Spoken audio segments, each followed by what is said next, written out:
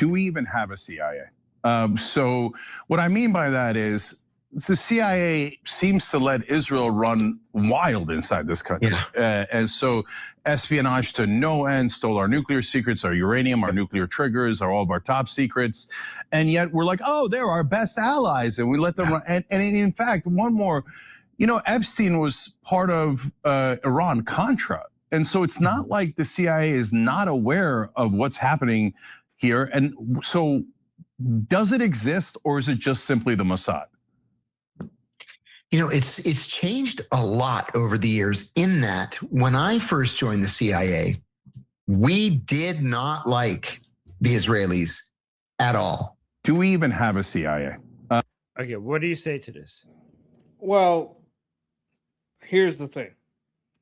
Spy agencies spy on each other. They all do it. It's not just that the CIA and Mossad spy each other.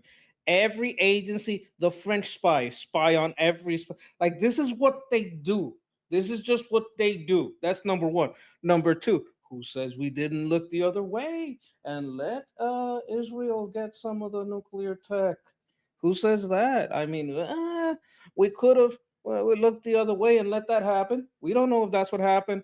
I don't trust this guy because he's biased. He's very politically biased. If I had a CIA, and he wasn't like a CIA agent, he was an analyst, right? So he's not a field agent. He's not like all the way out there.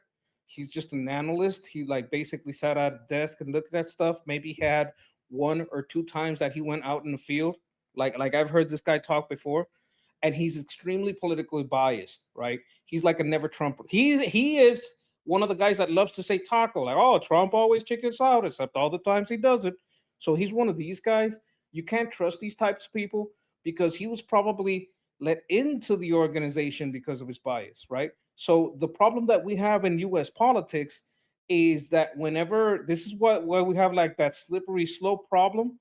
That's something that only the left says. The left is always talking about a slippery slope, and the right is always noticing, hey, we're already at the bottom of this slope. You guys are already packing the agencies full of ideologues. And this was an ideologue in the former administration. He's not there anymore, but this is very much an ideologue. And you can't trust someone like that. So here's what I have. Okay, so declassified documents show that the agency officials, right, in CIA, consistently reveal the people who also came out, and just based on the experience that they had and stuff that were eventually declassified, that the CIA views its relationship with all of Israel's intelligence agencies, because it's not just the Mossad, it's also Amman and Shabbat. So Mossad is for foreign intelligence, Amman is for the military intelligence, and Shabbat is for internal intelligence of Israel, right? But they view all of them, the CIA looks at all of them through a lens of strict utility rather than like blind loyalty, right? So former CIA analysts and station chiefs have repeatedly characterized the alliance as purely transactional. Like, as one retired analyst noted, that Mossad helps us when it helps Israel, and otherwise they help themselves, right? So it's basically, we give you something, you give us something back. So it's very transactional. And then we have historical intelligence figures, including former counterintelligence chiefs, have openly warned about the dangers of confusing Israel's interests with American ones, keeping a clear wall between cooperation and subordination. So, yep, that is not true. What these people are saying is not true. We have many people from the agency that always look at this as transactional. And then we also have a long history of mutual distrust, which is very common among intelligence agencies. So this mistrust shows that there is no loyalty or anything like that. So this is full of crap. Basically, everything Cenk is saying is full of crap. Yes, that's why I said all spy agencies spy on each other. None of them trust each other, and none of them should, because you're supposed to be the ultimate patriot. Basically, you're supposed to be the ultimate America first should be your spy agency, right? You should be looking long-term. That's why you're kind of utilitarian, but you should be American first, and Mossad should be Israel first, because that's their job. If they don't do that, they're not doing their job, right? Oh, yeah. Monkey, look at this. Jonathan Pollard, which was a U.S. Navy intelligence analyst, he was caught selling massive amount of classified American secrets to Israel. He got a life sentence. Yes, right? as So, well he should. yeah. Yes. And also, we have declassified CIA reports explicitly state that one of Israel's main intelligence goals has historically been gathering secret U.S. policy decisions and technical data, prompting this CIA to maintain strict security firewalls against the Middle Eastern partner. So, yeah. I mean, guys, this is, by the way, this doesn't mean that U.S. and Israel are not friends. This is just the nature of being an intelligence agency. This is just how it is. Look, I'm sure the CIA has done some crazy stuff. Like I don't even want to get into the stuff we've done, but like and when you look at any spy agency, I'm sure the PLA, CCP spies do horrible things. I'm sure the KGB did horrible things, probably worse than what we do and what Israel does. Honestly, like you can't look at a spy agency and think, oh, these are going to be a bunch of wholesome chunguses. That's not the way it works. Yeah. But look at the lies that these people say, the level of anti-Israeli hate that they have, which is anti-Jewish hate, to be honest. But you look at the stuff they come up with. Like every single evidence that you bring up shows that it shows the opposite of this.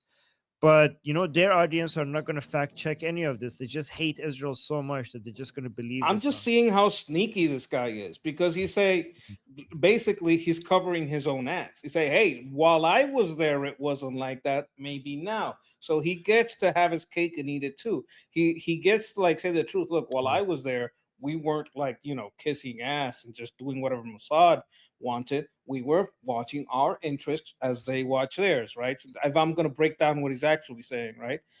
But after I left, let me cast aspersions. You understand what I'm saying? That's we know their intentions, but them bringing him in as an analyst and him twisting the words to make it seem like things had changed, even though he can't know because he's not there anymore. That's the trick. That's the deception. That's like the poison. Okay, let me correct somebody in the chat. Somebody saying anti-Israel doesn't mean anti-Jew. It absolutely does. It absolutely does. Anti-Israel means that you're against the right to self-determination by the Jewish people. So in effect, anti-Israel is anti-Jew, being anti-Jew. Anti-Zionism is anti-Jewish hatred. It absolutely is the same thing. It's absolutely the same thing. Do not let people separate that for you. Do not let That's like saying anti-USA is not anti-American. Well, yes, it is. Exactly. Yeah. Exactly. And by the way, Monkey, don't you think that this is also a level of ungratefulness to American intelligence agents to say we have no CIA? Like these are people that are doing a lot of work to keep Americans safe. The people who work at the CIA, like every American should be proud of their intelligence agencies. You have the world's best intelligence agencies, and they are what every country requires that to protect its citizens. And instead of bragging about it, instead of being grateful, instead of praising them, instead of thanking them and bragging about them to the whole world, this is what you do. This is, I think, is so unfair, and it shows a lot of disrespect for the people who are keeping you safe, and it shows deep hatred and ungratefulness. And I don't know, this is disgusting to me that the people that are keeping you safe, this is how you treat them. Cenk has no loyalty. Well, first of all. Second of all, he told his friends on the panels, hey, you guys might not know this, but I'm an inbred. And they say, oh, that explains a lot. He said, I bet that explains a lot. And they all agreed, yes, that does explain a lot. So I don't put his level of intelligence very high. And I've also never known a communist to be grateful. You say, why are they so ungrateful? Well, I mean, look at their ideology. They don't have an ideology that has anything to do with gratitude or merit. Their attitude is, I want more and I have excuses. Yeah.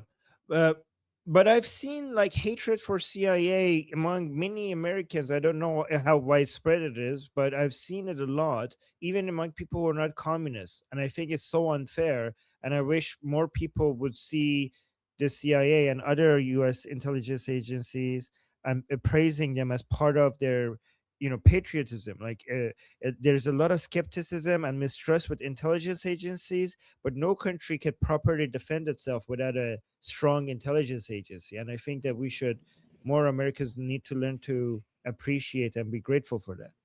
Well, I think when it comes to that part, like we have to understand the realities on the ground, right? Now, maybe our CIA helped Jimmy Carter do the stupid things he did. Like we have to one of the freedoms that we have is to criticize our government. And sometimes when we have like the wrong people in charge, they use these agencies to do the wrong thing. Should the agency be, all of it condemned by what happened during certain administrations when certain Democrat presidents or whoever had some bad ideas and sent that agency the wrong way? Well, that's a blanket blaming of the whole agency throughout all of time that I think is not being correctly attributed to the context of the time and of who was directing the agency at that time. I think that nuance is lost, especially through movies and medias and people like this.